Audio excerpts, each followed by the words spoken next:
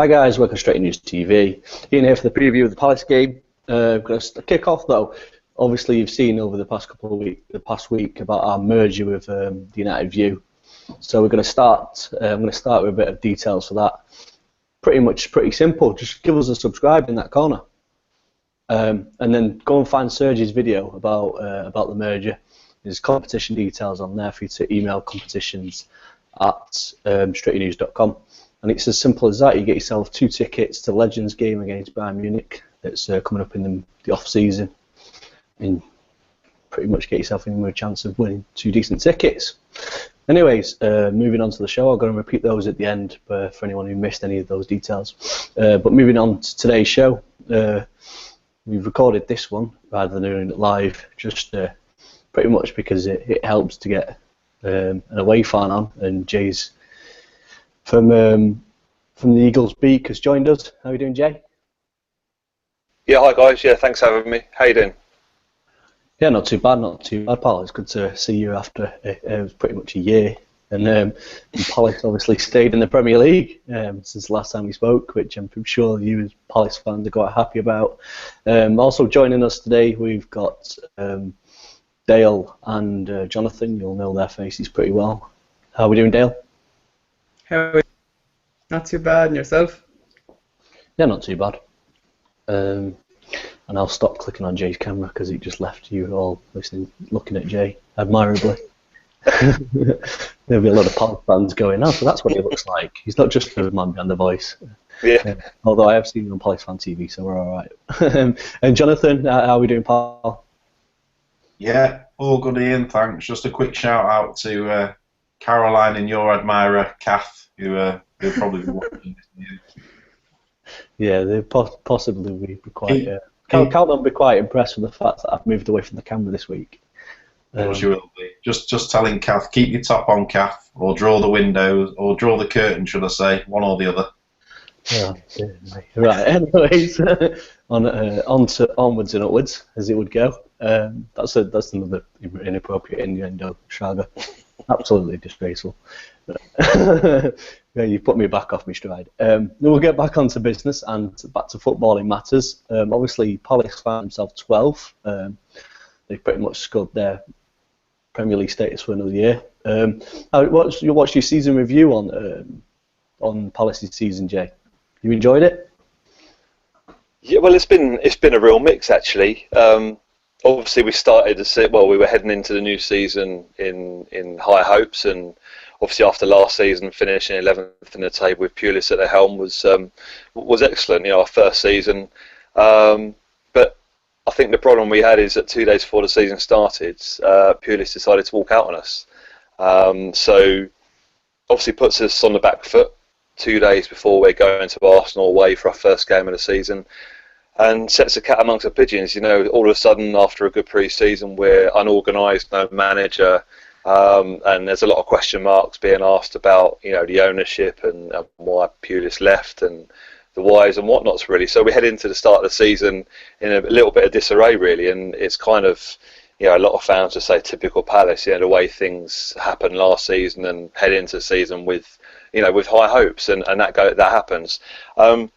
We appointed Neil Warnock, and you know, we got a few results under him, but it wasn't going that great, and I think there's a lot of questions as to he was brought in as a stopgap because we couldn't get the guy we wanted to. But the best news this season has been the fact that you know, we appointed Alan Pardew, and I think that's probably money well spent from our perspective. He's a former Palace player. He comes back to Palace as he's a hero to us really, because he scored the winning goal against Liverpool in the FA Cup semi-final all those years ago. So he's always going to come back with a good status with the club and the fans, and it's worked. It really has worked for us. You know, he had a lot of hassle from Newcastle, and he was under a lot of pressure there, and you know, the fans were dead against him. And even since he's left Newcastle, I've spoken to a lot of Newcastle fans who blame him for their current predicament. But you know, we've welcomed Pardew with open arms. You know, Palace have gone out and got a manager rather than appointing a manager who wasn't actually in a job. It's the first time we've done that for an awful long time. We've gone out and got the manager we wanted to, and it's proven to be the signing of a season for me. You know, we spent a few million in compensation to to get him away from Newcastle and bring him back down south. And it's proved, apart from our recent form in the last few games, we've got to a point where he's got us into safety, and we're actually playing good football. We know under Pulis and under Warnock, we weren't particularly knocking the ball around across the back line, but that's what we're doing now. We're playing football, playing with the ball, and all the players actually want the ball. So the style has changed, and we've got results under it. And our away form is a lot better than our home form has been, admittedly, but we've effectively got across the line. I think mathematically we kind of can be caught, but I think the way that the games work out between now and the end of the season and the teams below us playing each other has secured us for another season of Premier League, which for me is absolutely fantastic. After disarray at the start of the season, we've kind of got ourselves out of that mess and into mid-table again, which is fantastic. Yeah, it seems to be sort of strangely that the fact that you've come out the other side, like you say, at the start of the season, really under sort of pressure because of the change that you had, and then you've sort of ended, and you've probably got away with one of the best managers to try and get you out of the crap when it really mattered was in Pardew, to be honest, because I think he is a manager that can turn things around at a club, and he can change the respective of a club, and he can change the style pretty quickly. And he's been quite effective, whereas there are a number of clubs that have had the managerial merry-go-round as we now see it nowadays, and they seem to be struggling. And I think Palace were decisive when it didn't work out under Warnock, and obviously you brought in Pardew. Whereas obviously the opposite effects really happened against Newcastle, was the fact, like you mentioned there, some Newcastle fans could still blame Pardew for their predicament that they're now currently in. Whereas maybe that was the fact that Newcastle and Mike Ashley didn't go out and get a manager that could save them for the rest of the season. We're still unsure if they will continue to be a Premier League club next season. But we're going to move back on to Manchester United for a second. Go on. Just a quick follow-up question for Jay.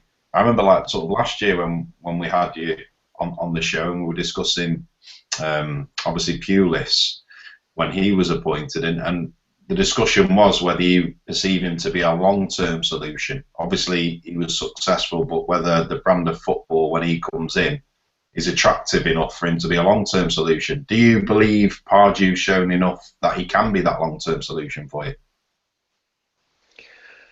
Yeah, I think I remember rightly when I was on with you guys last year. I couldn't actually answer that question in terms of whether Pulis would be a long-term appointment. Whether he was a stopgap or whether there was a view that he was planning to stay a little bit longer, because obviously he stayed at Stoke for a fair amount of time. And got them into a position in the Premier League table. But do you exchange that for playing the football or the style of football that he played at Stoke? I would say from watching Palace last season, we played a different style of football to Stoke because we didn't have the kind of players that Stoke had at the time, or at least Pulis accumulated at Stoke over a period of time. He inherited a decent squad of players, and he used that squad of players to the best of their ability. And it wasn't a long ball football. It was a defensive game, and certain players thrived under that. But for me, the effect that Pardew's had since he's come in, I can see Pardew being a long-term appointment at Palace, which is why I think is the main reason we went out and paid the money we did to get him away from Newcastle. That's the only feeling. But then again, what is a long-term appointment in football these days? I mean, I think you can only look at Arsene Wenger as a long-term appointment, and obviously your previous manager, old manager Ferguson as well.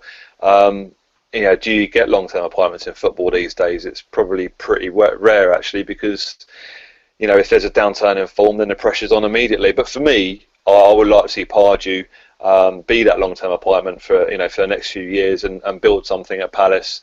The club as a whole is smaller than Newcastle, but we do have a fair range down here in terms of if there is success, we can thrive under that under our following. So it's a dog-eat-dog world down here in London, really, because we're battling with the other sides across the whole of London, for that fan base. But we do have the attraction of picking up from the South London area and beyond. So Yeah, in answer to your question, I see Pardew as a longer term appointment as any we have done in more recent years, or at least since we appointed Dougie Freedman as manager.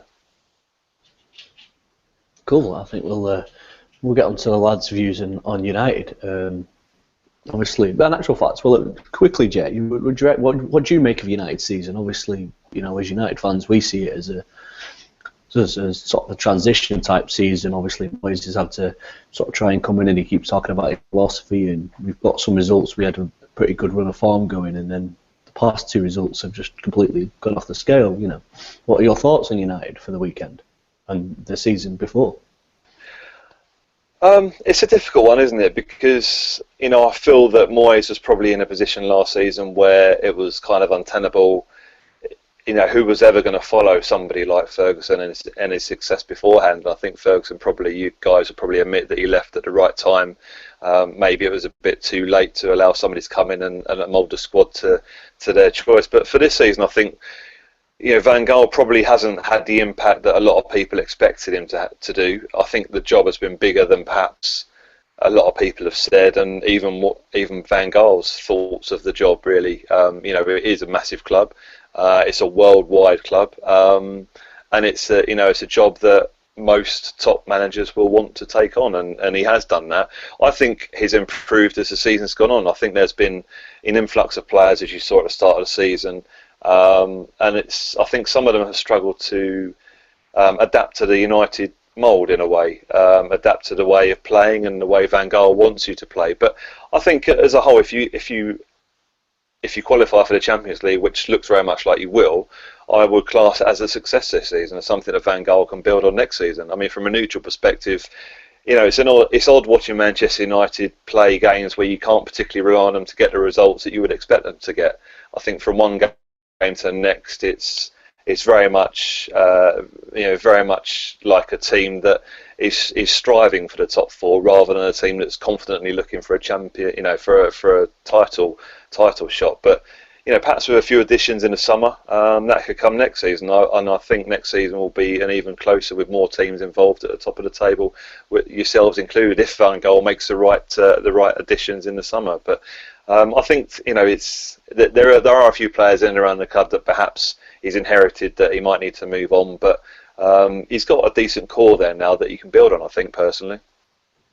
Yeah, I think we pretty much all three would agree that he's just starting a progression. Dale, should we have your thoughts on this, Paul? Have you got anything to? Van Gaal, yeah, I agree with Jay that I think that we could consider, if we do get top four, that a success. Obviously, we missed out on Champions League football this season, and that hurt. And I think you always think that when you're signing players in the summer, the Champions League is a massive pull factor, and some of the bigger names won't come to a club if they haven't got that. That's a bit different, Manchester United, because we're one of the biggest clubs in the world, and that we're a pull factor on its own. But that Champions League does help, and with a fantastic manager like Van Gaal coming into a team that went from being champions to seventh place misery, his job was to pick those pieces back up again, and that's not something that's going to happen in 1 year. It might not happen in 2 years, but it will happen some shape or other. I think his job this year was to get European football secured, and next year is to get us playing back well again, attractive football, and to compete in the league at least. Definitely get top four. A lot of talk is about top four, and it's almost un-United, as people celebrate, or people being really nervous about Liverpool and this last few weeks, will we secure a top four finish? United shouldn't really be celebrating over that, and I do agree with Jay. It will be marked as success without question, but you won't see me celebrating that. It's not a league title. That's what United celebrate, and that's not me being spoiled.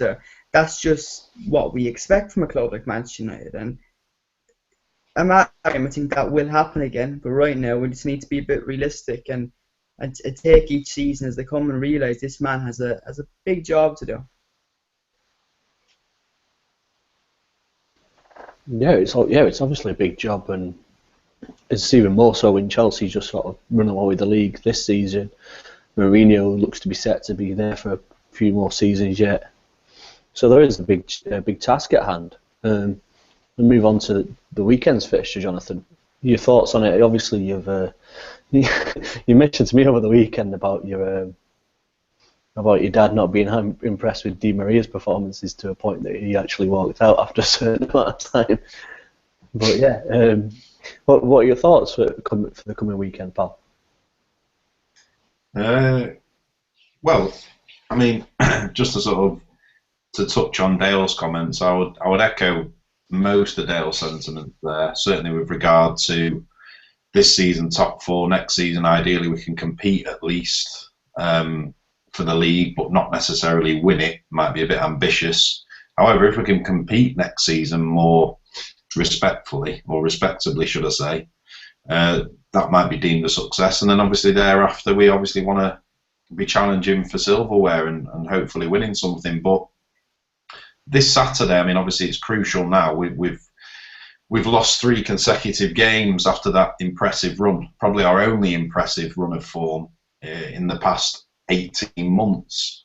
So obviously, to be honest, I did think it was a little bit too good to be true that we played, 24, 25 games, been distinctly mediocre, and then we string together 3 or 4 consecutive impressive displays.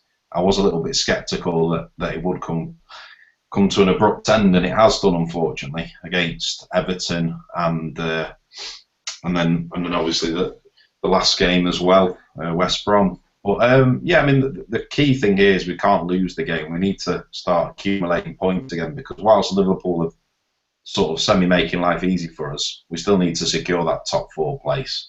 And whether we scrape over the line with 1 point or on goal difference is irrespective, really. We just need to accumulate points now. So we need a result. We desperately need a result on Saturday, which makes it a big game, really, for United in particular. Yeah, I'd say that it is per game, and we haven't sort of secured all of those points for the top 4. So, and I think pretty much by this stage, we'd have thought with the games at Everton and West Brom, that United would have picked up those 6 points that we would have got, and then a game, unfortunately, for any neutrals would be just passed on. It sounds really bad that Palace obviously visited the mighty Manchester United to Selhurst Park would have been great for Palace, but it could have been just become an utter stalemate for the neutrals, and pretty much nothing to play for. And that actual fits. That seems to be sort of a strange way of saying about the whole of the entire Premier League this season, is that the fact it's going to finish on such a bit of a wave, apart from down the bottom in the relegation zone, and who goes and stays down there. So that's a bit of a strange one. Dale's been collecting your questions, and we're going to get him to tell us the questions, and we're going to answer those guys. I think we might include Jay in a couple. Yeah, we'll start with one with Jay. It's from Shane, hashtag #YouGoHetBeast or best. What kind of influence will Balassi have, and can our defence handle him? Jay, what sort of form is he in? Is he a live wire at the moment? Is he one we should be a bit afraid of? Yannick Balassi he's such an exciting player. But this season he's been fantastic. Don't get me wrong. I mean, he started the season very well. He went off to the African Nations Cup and played exceptionally well for the DR Congo, and they reached semi-finals in that competition. He came back from that tournament with a spring in his step. I mean, he missed a few games while he was out there, and he took a couple of games to get back into the side. But he's one of the first names on the team sheet now. He really does. He plays with a smile on his face. That's the best thing about him. Don't see many players actually playing with that smile on their face. But he can do something from nothing. He's very similar to how Wilf was when Wilf Zaha was when he played for us before he went to you guys. Very exciting. And to be honest, with Zaha back with us now, they play off each other. One of them does a trick, and the other one tries to outdo that trick the other side. Gary Neville touched on something at the weekend about Palace, in that it could be our downfall playing with 2 wingers, like they are. They're quite similar. They like to take on a defender. But Yannick, he's been in great form. The last couple of games, I would say that he's been a little off his game to what we've expected from him. But he's had such a good season for us that, you know, if he's off his game a little bit, then it's nothing like his seasons before. So he scored a great hat trick away at Sunderland a few weeks ago. He hasn't scored many goals up until then, so I think he will give any defence a run for their money. Both him and Zaha gave a good account of themselves against Chelsea at the weekend and tested their defence for the duration of the game. So I've got no qualms about Yannick being able to do the same against you guys. No offence, but you know, I think they're both exciting players. But Yannick particularly has had a great season, and he's probably up there for one of the Player of the Year awards, I would say. Just a quick follow-up question there for you, Jay, as well, regarding Zaha. As much on the pitch, obviously, we all know his sort of tenure at Old Trafford was a little bit bemusing for United fans. What's the sort of the noise around the club about whether his attitude is right again now at Palace, and is that reflecting in his performances? I think it is. I think he's doing his talking on the pitch again, and I alluded to it before we came on air that you know, Wilf is showing signs of how he used to be before you guys signed him. You know, our promotion season, he was very instrumental in us being promoted that season. You know, he did a lot that season to get us up into Premier League. I know it's not a one-man team by a long way, but you know, his talent out wide got us into the Premier League, or you know, did an awful lot to get us there. And he's showing an awful lot. I mean, he had a great game against Chelsea at the weekend, and I'm sure he's perhaps circled this fixture this Saturday in his own diary to you know, to show perhaps what, you know, United are missing. You know, for whatever reasons it didn't work at United, but I think Wilf is back at a club where, you know, he knows his surroundings. He's perhaps a big fish in a little pond, perhaps, and that's perhaps how he can deal with better and he can perform better. Maybe he's not the kind of player that needs to be at a large club, just one of the players and not the star player perhaps. But his battle, as I mentioned just now, with Balassi on the other side, I think has made them both better this season. I think it's encouraged both of them to up their games, because they know that if we don't play two wingers, it's going to be one of them, one or the other. So I think that competition is healthy. It can only be healthy for a club like us. And so far this season, it's worked really well for us. I mean, away from home, we're playing two wingers, and that really adds something to our game, because our away performances have been better than our home performances. Would you swap him for Di Maria? No. No, that's not. I mean, I admire Di Maria, but there's something about him this season. I mean, he's a great player in his own right. I don't deny that. But I love seeing Wilf running down the wing every week for Palace. You know, he's a Palace lad. He come from the academy. There's just something about that, isn't there? Yeah, absolutely. A question for you, Ian. Should we drop Fellaini at the weekend? Is it time that we get out of that mindset of lumping high balls and trying to be ultra physical against these sides and just trying to get the ball on the ground again and be quick with it? And maybe we might see Di Maria flourish that way. Well, yeah, I think there's a case for him to come back in. I think I was saying that Di Maria, Di Maria was a bit of a scapegoat, really, in a couple of things, and I've touched on him being on the wrong side of the pitch, and then he turns up against West Bromwich Albion, gets put on the right side of the pitch that he needs to be on the left-hand side, and just becomes completely woeful. So I'm still of the idea that we could stick bloody Ashley Young back up there, who's been doing superbly pretty much all through the season. But in regards to Fellaini, it's a bit of a different one. Because Louis van Gaal seems to be quite set on the idea of being able to keep the same team that he had when it was working, and I think you can change that one. I think, but for me, that was the frustrating thing about that West Bromwich Albion. We ended the game with Fellaini up top because Louis van Gaal had realised that you were going to have to put someone tall up there if you were going to get past West Bromwich's, the way that United were trying to cross the ball in. You needed someone that was going to beat them in the air. He brings bloody Di Maria on and Falcao. And Falcao doesn't really do much. Di Maria, like I said, was woeful. And Van Persie and Rooney end up in the bloody midfield. We might as well bring back Tom Cleverley, put him in there as well. just make them feel even worse. I'd rather have Van Persie in midfield any day of the week, Ian. Just thought he was a bit. Go on then, Dale. Before we wrap it up, because I think Jay is needing to leave soon, I have one more question for Jay. It comes from Mohammed R. How will we keep Januzaj off their cheerleaders? I'm surprised Zaha's off them, to be honest, after his Lauren Moyes exploits. But we won't go. Has Pardew got a daughter? Has Pardew off? I believe he has 2. I could be wrong there, but I don't follow his family that closely. Zaha is loving that.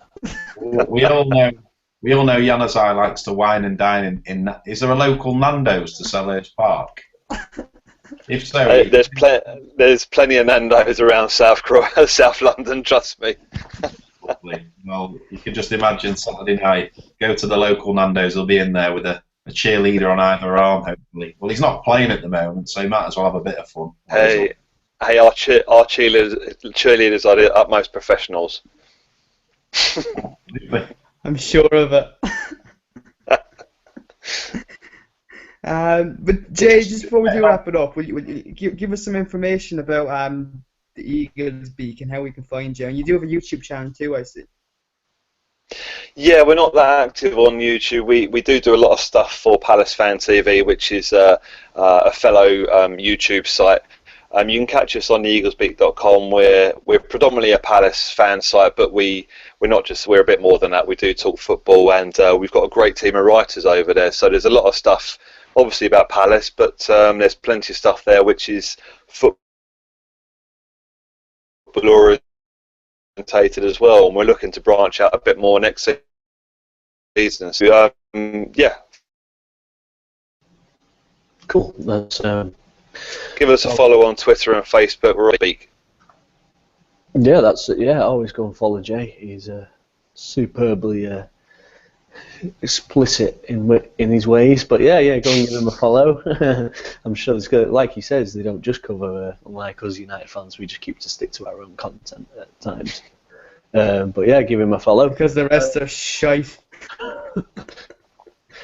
Yes, I knew there was going to be a starting moment in a minute. We're gonna end up with bloody. We're gonna end up with a Palace bloody away and a home end in this chat in a minute. A quick prediction for the game, Jay. It's a tough one, isn't it? Because you're on a 3-game losing streak you're on, which is the same as us. Something's got to give. Games we've both done the same. We've won 3 and then lost 3. Yeah, it's something's got to give, and I have to say our history against United isn't that great. And no offense to you guys, but it's one team that I'd like us to get a result out of, because our home form's been pretty poor this season, but we have beaten Liverpool, Tottenham, and Man City at home, so maybe there's a bit of a trend going there. I'm not as bold to predict a win, but I'm going to go for a 2-2 draw. Ooh. Anyways, that's 2-2 draw. Jonathan, Dale, any predictions, lads? Go on, Dale. What do you reckon? Ladies first. Oh, very good. We're not back onto the ladies again, are we? I thought he was going to go with the old age before beauty there. As well. When Dale O'Donnell ever been that charming? Well, just saying that I'm old and he's better looking than me. That wouldn't have been that charming, but Anyway, it's a debate for another time. 2-2, I would say, is a good one, or 2-1 if United win. I think I said 2-1 when Jay asked me questions yesterday for his blog. Did I? Yeah, I he did. did. Yeah, Yeah. I'm gonna stick Yeah, with you that. did. I'm not gonna say clean sheet because I don't know who's gonna be starting in the back four. And plus, David De Gea, which David De Gea is gonna show up? The one with his head up his arse heading to Spain, or the one that has his professionalism about him? So you never know who's gonna show up. And up front, are we going to take our chances? Will Wayne Rooney be up top? Will Di Maria find a red shirt and not give the ball away over and over again? You don't know who's going to show up, so I'm just hoping for the best 2-1 United. Yeah, I think I'm going to stick my neck on the line and say 3-1. Yeah, I think I have to stay 3-1. Just see us maybe getting a couple of goals to break us down, but I can't see either Balassi or blooming Zaha scoring against us. Even more so Zaha, he'd be quite keen to get a goal against United, considering the previous season that was pretty much wasted in his career, unfortunately for himself. We're going to wrap it up there, guys, as it's grateful to have Jay on, and he's have his time, but he's going to disappear. Like I say at the start, we're running obviously our competition because of our merger with United View. It's pretty much simple. Use the subscribe button in the corner and subscribe to the channel for the superb summer and next season's worth of content coming to you from all angles. And obviously then on top of that you need to go and find Sergio's video that's in the trailer to the website and email in your answers to the question that's on that. And I'll stick the link for that in below so you can find that pretty easy as well. You going to say something, Dale? No, take it away. You just playing with your buttons. He just likes to play with his buttons every now and again. As per usual. Thanks, Jay, for coming on. It's been great to have you on. Give Jay a follow at the Eagles Beak. Thank you, Jonathan and Dale, also. And we will see you again for the review next week. Cheers, guys. Cheers. Cheers, guys. Bye. Cheers.